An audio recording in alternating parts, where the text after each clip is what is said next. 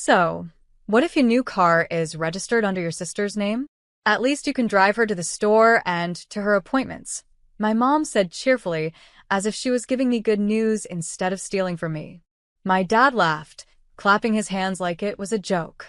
Accept this as a gift. It was my birthday, 26 today, and instead of candles or cake, I got humiliation wrapped in false smiles. I stood there, the car keys dangling between my mother's manicured fingers. A car I bought with my own money. A down payment I'd saved for over a year by working double shifts and skipping vacations. My sister, Lily, twirled the keys in her hand and smirked.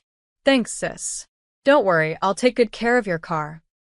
Everyone laughed, everyone except me. That's when I felt something shift inside. The kind of calm that only comes before a storm. I smiled politely and said, "You're right, Dad. Let's consider this my gift." But it's the kind that comes with fine print. They didn't notice the tone, or maybe they didn't care. Because in their minds, I'd never fight back. But what they didn't realize was that I'd been preparing for this moment for months. Every document, every receipt, every transaction. And tonight, I'd show them what happens when the quiet one stops playing nice. That night, while they celebrated my generosity, I excused myself to the kitchen, pretending to fetch more glasses. In truth, I was checking my email, the one confirming the car's registration update I'd filed 2 days earlier. When I bought the car, I used my own savings. But knowing my parents' history with family-owned things, I'd made sure every document was under my name. Not just the purchase receipt, but the insurance, maintenance account, and payment trail. They thought I was careless. I was just patient. The next morning, I went to the driveway. The new silver sedan glistened in the sun, my car, now covered in Lily's stickers and her monogram keychain. Mom appeared at the door, coffee in hand. "Don't start trouble, honey. It's just a car. Be a good sister." I looked at her calmly. "Oh, I'm done being good. I'm being accurate now." Within an hour, I was at the dealership with my binder of proof, title deed, payment receipts, and the transfer authorization they'd never noticed I'd revoked. The manager blinked as he scanned the documents. "So this vehicle belongs solely to you? Legally and financially," I confirmed. "Then you can decide what happens next." I smiled, my reflection gleaming in the car's hood. Perfect. That evening, when they returned from their shopping spree, in my car, the driveway was empty. Lily burst inside, furious. "Where's the car?" I set down my tea. "You mean my car? The one I just sold." Their laughter finally stopped. The silence that filled the room after my words was the kind you could almost taste, sharp, heavy, electric. Mom blinked first. "You sold it? What are you talking about, Ava? That car was for the family." I met her eyes evenly. "No. It was bought with my money, in my name, and registered legally under my ownership. You made that mistake when you transferred it to Lily's name without my signature." Dad's voice rose. "You can't do this. You embarrassed your sister in front of her friends. Everyone knows that car was hers." I tilted my head, calm as ever. "Then you should have checked the paperwork before telling the whole neighborhood lies." Lily stomped her foot like a spoiled child. "You're jealous, Ava. You can't stand that I get attention." I laughed, not bitterly, but with the kind of amusement that comes from being done caring. "Jealous? Lily, I paid for that car with money I earned. You couldn't even fill its tank without asking for Mom's card." Their faces went pale when they realized I wasn't bluffing. "Don't worry," I said softly. "The car went to a collector who paid in cash. I transferred the funds this morning." Dad's voice cracked. "You'll regret this, Ava." "I already did," I said, standing up. "That's why I stopped letting you decide what I deserve."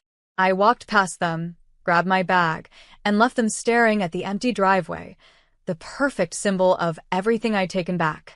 Because for once, they'd learned something money couldn't buy: control over me. By nightfall, my phone was blowing up with messages, half threats, half guilt trips. "Mom, you've humiliated us. What will the neighbors think? Dad, your sister's been crying for hours. You've ruined her birthday week. Lily, You're psychotic. You stole from your own family. I read every word calmly, then turned off my phone. They were finally feeling what I'd lived with for years. Powerless. The next morning, my father came storming into my apartment. His tone was sharp, but his eyes desperate. You need to fix this, Ava. Call the dealership, cancel the sale, get the car back. I looked up from my coffee. No. His jaw tightened. You think you can just walk away from family obligations? I set the cup down. Family obligations go both ways, Dad. You taught me that loyalty means sacrifice. But every time, the only person sacrificing anything was me. He took a step closer. You're acting like a stranger. Maybe I am, I said quietly, because you only loved me when I was useful. He froze.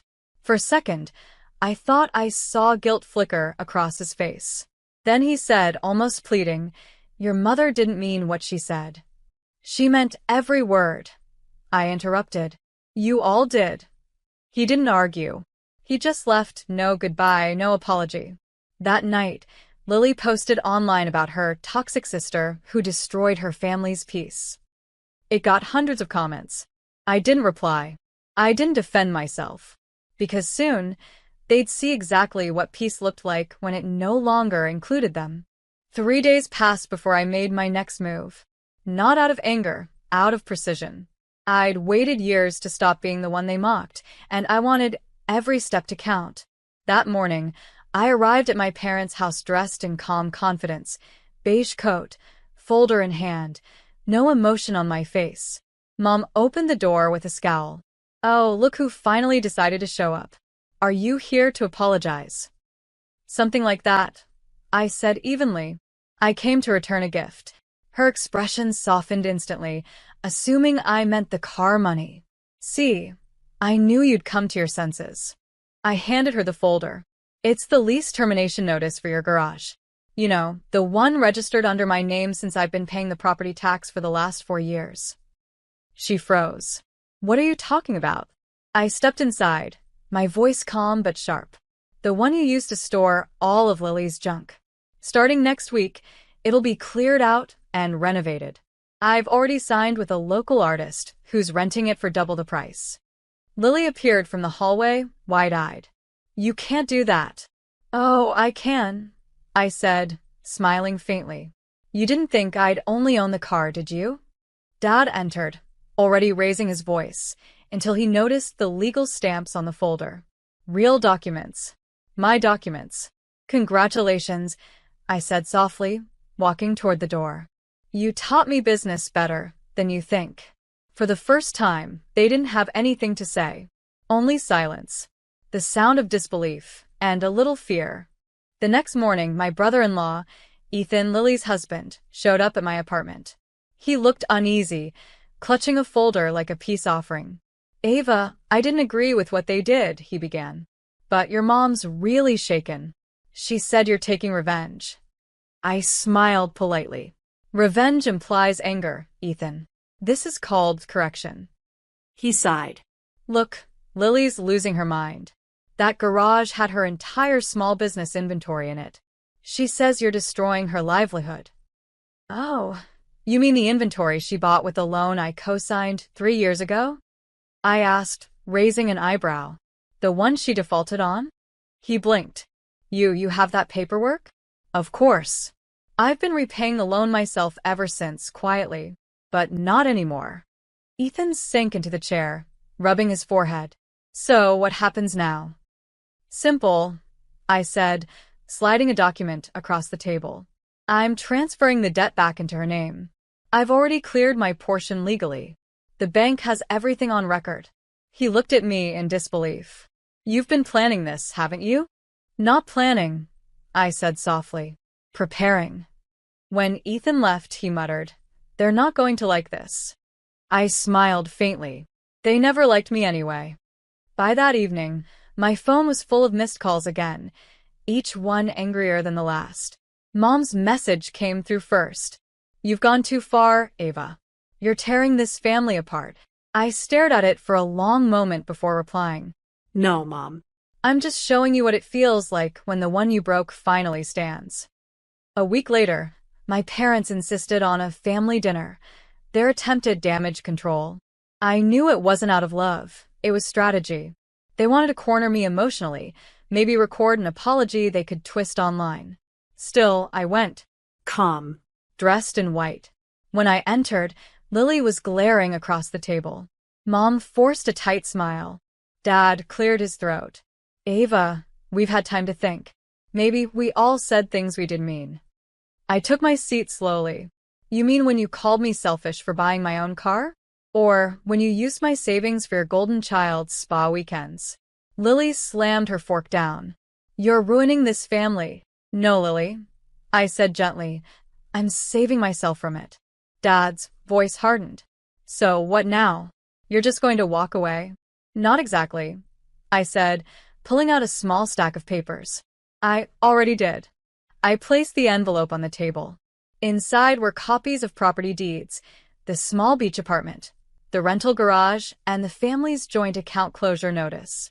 Dad's face drained of color as he read. You moved everything? I separated what was mine, I said softly. Legally and cleanly. You taught me contracts matter more than promises. Mom's lips trembled. So, this is how you treat your parents? This is how I protect myself from them, I replied. Lily stood up, shaking with anger. You'll regret this, Ava. I looked up, steady and calm. Maybe. But tonight, for the first time, I'm sitting at this table with peace, not permission. The room fell silent. Even their pride had nothing left to say. The next morning, I drove back to the dealership, not for another confrontation, but for closure. My new car waited outside, sleek black, paint catching the morning light. It wasn't luxury that mattered anymore. It was ownership. It was mine. As I turned the key, I received a text from an unknown number. It was Dad. We didn't raise you to be so cold. I took a deep breath and typed back slowly. You raised me to be silent. Cold is what happens when silence freezes. For the first time, he didn't reply. A few weeks later, I got a call from the dealership manager. Miss Ava? You'll never guess who came in today. Your sister, trying to repurchase your old car. I smiled faintly. Did she bring proof of ownership? She tried, he said with a laugh. We told her the buyer donated it to a women's shelter program. It's already being used for emergency transport. I thanked him quietly, ending the call with a calm I hadn't felt in years. That evening, I walked to my window. The city glowed with quiet beauty, the kind that doesn't need approval to shine. For once, I wasn't angry. I wasn't broken. I was free. Because revenge wasn't the sale of a car. It was the moment they realized the person they treated like nothing had already built everything. I turned off my phone, locked my door, and whispered to myself, finally, peace.